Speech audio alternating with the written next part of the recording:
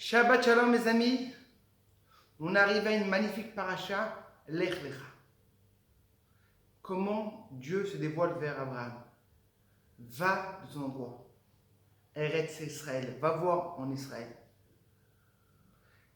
Abraham, il avait 75 ans. On sait qu'Abraham, il a passé un moment très spécial. Quand on était petit à l'âge de 3 ans, quand on jouait dans les petits jeux, Abraham, il a commencé à chercher. C'est qui le Dieu? À l'âge de 40 ans, il a fait des discours pour emmener les gens à la Teshuvah. Venez voir de quoi la Torah nous parle. Elle nous parle quelques psukim, c'est qui Abraham Avinu. Elle nous parle que, c'est pas la paracha d'avant ça, il nous parle comment Abraham, il avait 3 frères, un frère qui est décédé, et ils ont dû passer ils habitaient dans le coin de Turquie, à Canaan. Si vous voyez l'histoire, comment on parle de Noach, on nous raconte c'est qui Noach. Adam Arishon, on parle comment il vient d'Hachem. Là, la première fois qu'on parle de lui, rien du tout. C'est tellement court. On devait parler. Qu'est-ce que la Torah nous raconte? Dans la paracha de Noach, il y a plein de messages. Pourquoi la Torah nous raconte qu'il avait un petit frère et il est décédé? C'est pour nous rappeler comment l'histoire, comment Abraham, quand son père il a voyagé, il est parti acheter des idoles. Il dit, mon fils, quelle-moi le magasin.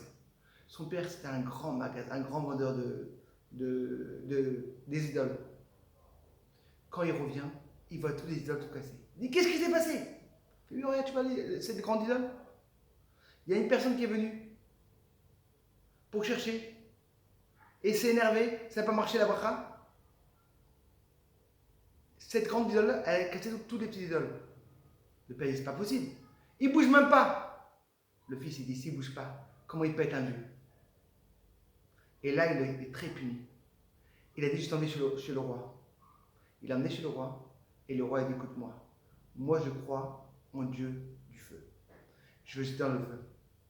Et quand il est dans le feu, il y a eu le miracle. Son petit frère qui était comme ça, il disait, moi aussi je vais faire la même chose. Et Dieu l'a pas sauvé. Parce que si tu vas avec ta vérité, Dieu te sauve.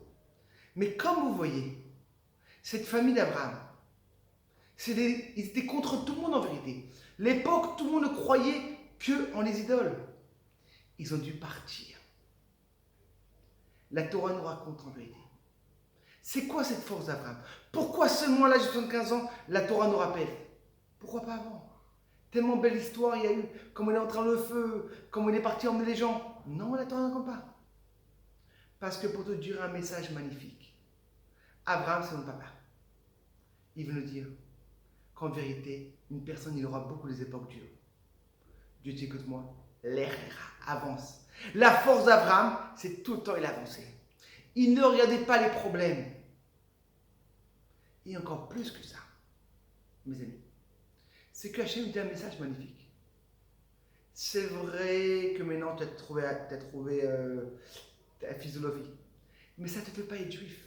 C'est quand ça fait être juif, c'est quand que Dieu vient et te dit, écoute-moi, l'era, va. Je t'élève, je te donne des forces spéciales. La force du corps va manger une viande.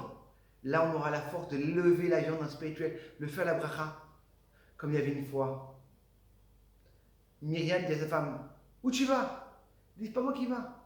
C'est la vache qui va faire Shema Israël. La vache a fait Shema Israël? Oui. La vache, elle va apprendre aussi. C'est pas possible. Quand j'ai mangé le repas, et grâce à la viande, ça me donne de la force, la vache, elle va le dire. Et j'ai élevé. Et d'où on a cette force-là en vérité?